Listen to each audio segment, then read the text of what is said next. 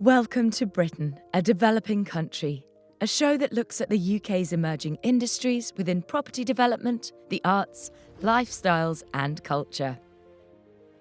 Stephen Galpin, one of our resident property experts, is one of the UK's leading property consultants and also a freeman of the City of London.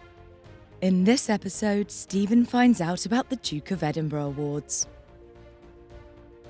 The awards programme is now in its 62nd year and has helped countless young people on their sometimes difficult path to adulthood. Since its creation in 1956, the Duke of Edinburgh Awards scheme has gone from strength to strength. The awards programme helps develop young people for life and for work. It does this by teaching the participants life skills such as teamwork, responsibility and organisation. Much of this is achieved through voluntary work and through participation in expeditions.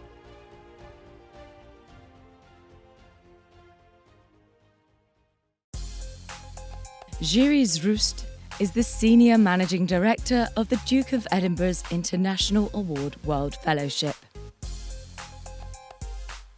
The World Fellowship is a prestigious global network that brings together generous individuals with a shared interest in the development of young people. This is an award scheme that started, I think, in 1956, if my research is right, and was founded by the Duke of Edinburgh, who took the idea from his school days at Gordonston, yes? That's correct indeed, yes. Okay, and it's progressed to such a stage today that you're looking at almost 1.5 million participants per year. How on earth have you managed to get it to that level?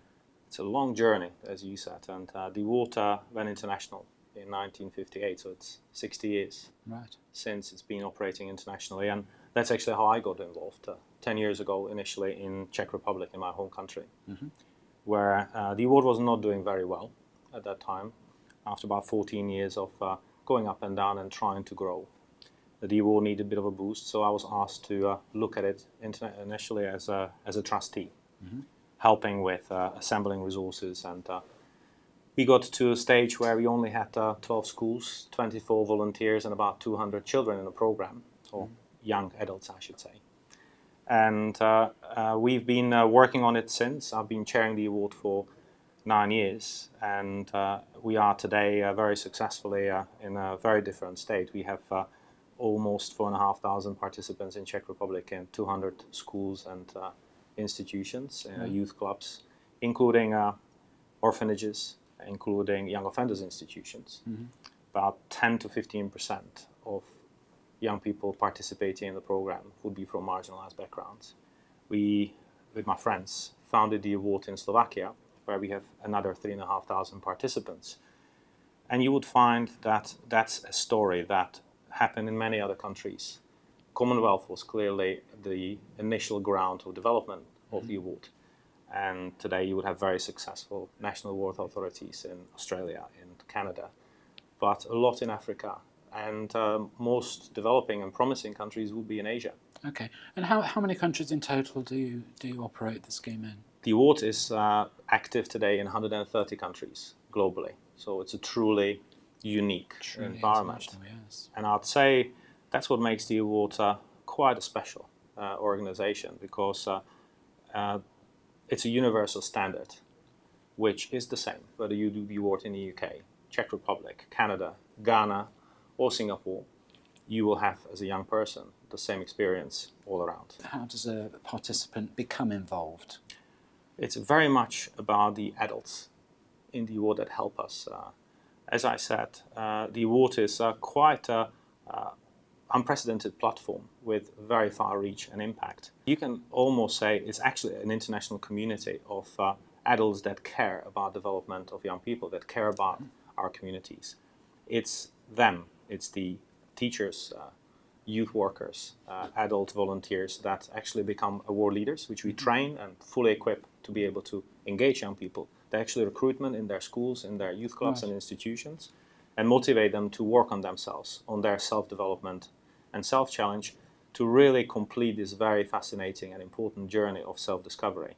The young person today gets overwhelmed with information, is bombarded on a regular basis with an enormous amount of social media, there's a lot of expectations of a young person to develop and do a lot of interesting things, and to make the right choices is not easy. Formal education, for many, is just not enough. So we've talked about how the kids get involved. Let's talk about how the volunteers get involved. How would you recruit volunteers for your scheme? The International Award, you can think of it as a franchise.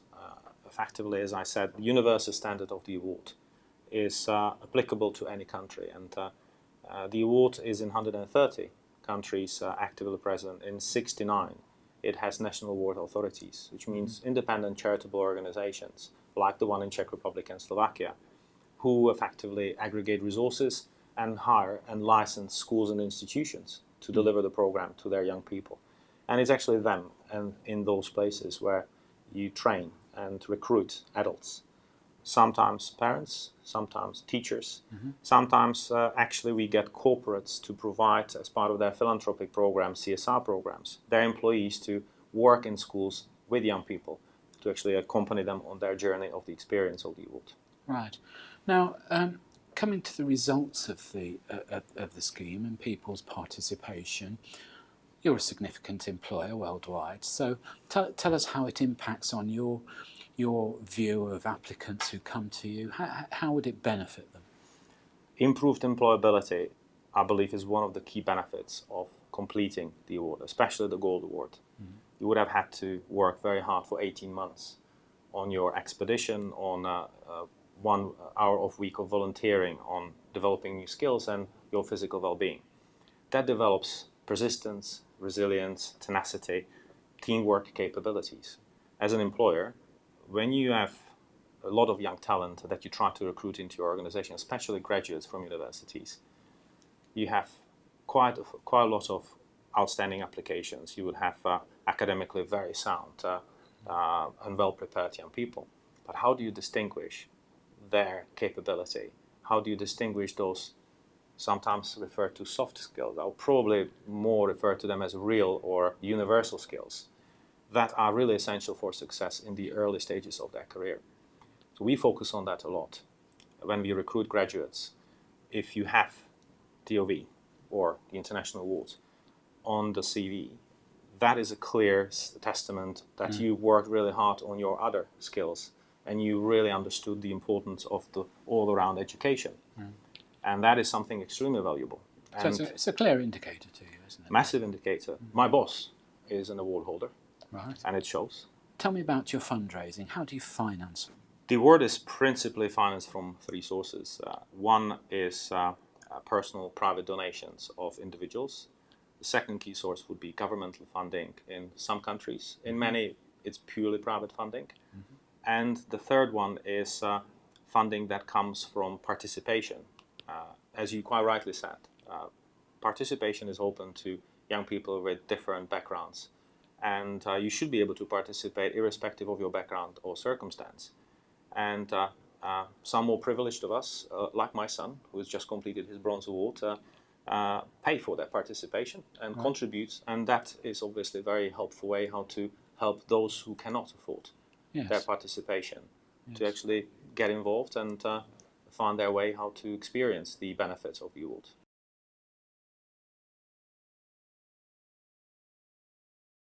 Peter Westgarth is the Chief Executive of the Duke of Edinburgh Awards UK. Peter joined in 2005 and has overseen a complete rebrand of the scheme. Peter, I want to ask you about the operation of the awards in the UK. How many participants do you have here? Well, we'd have close to 500,000 young people doing the award at any time. Right. So that means that we're starting new youngsters at about 275,000 a year starting their award. Okay. And how many volunteers would you have in the UK? Something between 40 and 45,000 people give their time to support those young people. Isn't that amazing? So this really is a full-time job then? It absolutely is my full-time job, and we have a team across the UK of around 250 people now who support that network of volunteers. And how long have you been with the awards scheme? I've been 13 years as Chief Executive. Have you really? Well, Extraordinary, isn't it? You must know it inside out. Tell me, when you're making the opportunity of the awards available to kids, and we've already discussed between the age of 14 and 24. Who do you approach? How do you recruit the institutions that open their doors to you? Yeah. Well, in the UK, the Duke of Edinburgh Award is run primarily through schools. We have about 75% of state secondaries and academies would run the DofE, and about 60% of private schools would run the Duke of Edinburgh Award. Then in addition to that, you've got all the scouts, the guides, the Army Cadet Forces, all the uniformed groups would have a license to run the Duke of Edinburgh Award, and then you'd have a lot of community groups and voluntary groups. So if we start with schools, frankly, if the school creates the capacity, the youngsters fill it. We have no problem filling places with young people wanting to do the Duke of Edinburgh Award. The demand far outstrips our ability to deliver it. So my challenge as Chief Executive is not to recruit youngsters. We don't advertise, we don't need to, because actually they'll just come if it's built for them. Right. So effectively, you almost issue a franchise license Absolutely, to the institution. Yeah. We license every school or organisation. There are very, very clear guidelines on how they would run the award and the standards they would have to achieve, so that there's some consistency across the country. And of course, most schools and groups are very readily capable of doing that with our training. Yes. Well, I mean, obviously one can see that the awards scheme started with a few hundred people, and you're now running at, I think it's 1.5 million or thereabouts worldwide. Incredible. So that really is an incredible sort of development over the years. What are the changes that you've seen over the years that you've been involved? Well, that scale brings with it changes in the way you have to manage the organisation. And if you're running the DofE on Gibraltar, it's very different to what I have to do running it in the United Kingdom. So there's a scale of operation and the distance you are in managing it from the cold face of the young people doing their award. But essentially, you're running the same program. You're encouraging young people to get engaged in their community, to do something to keep themselves fit, to work as a team and experience being out in the great outdoors. With their friends, and obviously to volunteer in their local community. And for us, that volunteering in the community is a critical thing. It takes young people, no matter what their background, whether they're in a posh private school or whether in the comprehensive school down the road, or they're a special needs youngster who maybe has a physical disability or a learning difficulty of some kind. They all go out and volunteer in their local community. And it takes them into places and to experiences that they wouldn't have otherwise. So if you're a young man at Eton, getting out and volunteering in your local community can be quite an eye-opener and a real challenge to you. Yes. If you're a youngster who perhaps is disabled, in a wheelchair perhaps, then doing your DofE volunteering is a revelation to you, because suddenly you're in the position of helping rather than being helped. And for a lot of young people, that's quite a transition to make. To think, actually, I could do something for others, and of course they can. Okay. And do. Coming on to again the backgrounds of the participants here, I've had some involvement over the years with the sort of criminal justice system, and one of the things that you learn to appreciate is actually how unproductive the criminal justice system can be in terms of custodial sentences, that sort of thing. Do you actually go into those kinds of institutions for young offenders? Yes, in fact, the Duke of Edinburgh Award has been in young offenders institution for many years, but right now there's a development and growth in that activity. And so we see great strides in the development of those young people who have the opportunity of doing the DofE while they're inside. And because of our systems online changes over the years, we used to have little books that kids kept their record in. It's all online now, as you would expect. That those young people in prison are able to keep their record, and when they come outside, they come out with a record of their Duke of Edinburgh Award, a positive record rather than just a negative record. And that development obviously focuses those young people while they're inside and gives them something to look forward to and something to do. Well, I think that's a tremendous advantage, because I know, again, from experience, you can see that young offenders very soon turn into adult offenders. And it's that transition from being a youth into an adult that's absolutely critical. And I think as a principal, I think that's where we fail sometimes in that sort of progress. And you're obviously filling a great gap there. Strikingly, the Duke, when he created this thing, saw exactly that, this transition from youth to adult is the point at which the DAV is positioned, 14 to 25. And it's about broadening the horizons of young people, whoever they are, whatever their background. Can we broaden their horizons and show them all of the aspects of life that they will have the opportunity to address when they're out in the real world as an adult. And so the structure of the award was very cleverly and very carefully done. And over all of my time, whilst you come as a chief executive and you think, what am I going to do to improve this?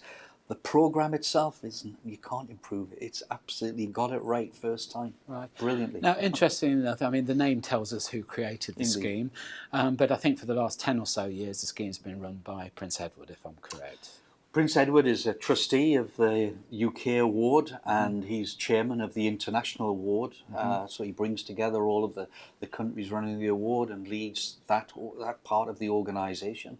And he obviously delegates the running of it to the executives in each country. Yes. But his leadership is extraordinarily inspiring and helpful. Okay. He's working for us, I'm sure, as we speak somewhere. He's done some amazing things. So would you notice a generational difference in the attitude from the original founder to Prince Edward now? Has something critically changed over the last 10 years, would you say? I wouldn't say critically changed. I think an awful lot of what Prince Edward feels is that the award that he did himself, that his father created, has the same view I have, that actually when he created it, the form of it was pretty well perfect because it can be shaped for any young person. Yes. If you think about the award, it's not about breaking a record, it's not about being the world champion, it's about beating your own personal best, it's about doing more and doing better, and it doesn't matter where you start from. So everybody and anybody can do their award, but they've got to do these elements which broaden their horizons, and they've got to improve over time. And the very important factor is that time commitment that the young person makes. It's an extraordinarily powerful thing, is doing something over a long period of time and demonstrating that commitment. And we know that businesses, employers are absolutely looking for that commitment, and they see in a youngster who's done their Duke of Edinburgh Award, particularly if they've done it up to gold level, an extraordinary level of commitment, stickability, teamwork and skills. And what sort of time commitment would you talk about for a young person then? So if you're 14 doing your bronze, then you're going to be committing to 3 months of everything. If you're silver, then you're doing 6 months plus, maybe a year for some of the activities. And if you're doing gold, it probably takes you 2 years of commitment to get a gold. Right. So if you've done all of them from 14 through to your mid-20s, quite an accolade. It's one heck of a thing. And employers more and more recognise that DAV on a CV is shorthand for massive commitment and an ability to stick with a project. Melissa Stokes is the Regional Director of the Duke of Edinburgh's International Award Foundation. She oversees Europe, the Mediterranean and the Arab states. I'd like to talk to you, Melissa, about what your day consists of. Yes, so we're actually the Duke of Edinburgh's International Award Foundation. Okay. We look after all of the awards across the globe, so not just in the UK. The way we work is we are a social franchise. We franchise national award operators, so that includes the DAV UK, but also 69 other countries where we have those types of organisations. And then we also license what we call independent award centres, where in countries outside of those 69, so I think another 60 on top of that, because we're in 130 countries, we work directly with schools or youth centres or NGOs. My role is to just look after the national award operators in my region. Tell me what would happen. A new country applies for effectively a franchise. Tell me how that approach would come to you and what you do with it. So it happens quite a lot. We tend to get approached either through our supporter base, so one of our donors knows someone in country who they think would be interested, or we just get completely random requests, either sometimes from governments or sometimes from NGOs. And as you've said, they tend to recognise the value of the award. Sometimes it does exist in 1 or 2 schools, but sometimes it doesn't exist at all. We have quite a clear process which takes sort of from start to finish about 2 years. Right. It's for us to ensure that they know how to deliver the award, but also that they can meet the standards of the licence. So that includes having a governance board, having sound financials, making sure you're financially sustainable, because what we don't want is for the award to set up, do amazing work for a couple of years and then disappear. And then fail. Yeah, yes. We want to be there for the long term. Yes, because at the end of the day, it's the participants that are going to suffer from that failure, Yes. isn't it? So that's the point. So how would they demonstrate funding, for instance? Would that be from private companies, perhaps governments then? It's a mixture of both. It very much depends on different countries and different regions. Everybody has different contexts in where they sort of get their funds from. Some of them it is through government, either through ministries of education, ministries of youth and sport. But others it is privately funded, so either through companies or private donations from individuals. Okay, and is the criteria the same for each individual country that comes along? I mean, for instance, I don't want to criticise any country, but let's just say perhaps Romania is not a wealthier country as perhaps Poland, for instance. Would there be a difference in criteria for them? No, every national operator is licensed with completely the same conditions. It's then about understanding the context in which those conditions exist. But there's something quite universal about ensuring that you have good governance, that you have a strong staffing structure, and that you have the ability to deliver the award exactly the same all across the world. And physically, how would their volunteers who are going to be supervising the programmes, how would they become trained? So they will be trained in country, because unfortunately I don't speak every language in every country I work in, and neither do our trainers. So initially we would train the people that we knew were going to do the training. So we train them in what the award is, how to do it, would how they to come deliver. Very occasionally they do, but we're very much focused on it being a local issue, and therefore a local thing that we can do for them. Language sometimes is the difficulty, but for us it's always working with our partners to ensure that everything is appropriately translated. Are the standards the same for the award, country by country? Yes, exactly. That is exactly why we exist as the foundation, is to ensure that the young person's experience doing the award in the UK is the same as doing it in Jordan, for example. We want the experience to be as valuable as possible. I mean, what the participant does, especially for their skills, for their volunteering, for their physical recreation, might be completely different, but what they get out of it is probably universally recognised. Our challenge is ensuring that employers and universities across the world do recognise the award. We are slowly getting there. I think it's becoming more of a well-known thing. We have 1.3 million participants in 130 countries and territories. And our challenge is to go bigger. We want to be reaching 8 million young people. So we do need to set ourselves the sort of challenge of ensuring that we're persuading people the values of the award and non-formal education. The Duke of Edinburgh Awards is clearly a programme that has helped and will continue to help with the development of the youth in both the UK and abroad.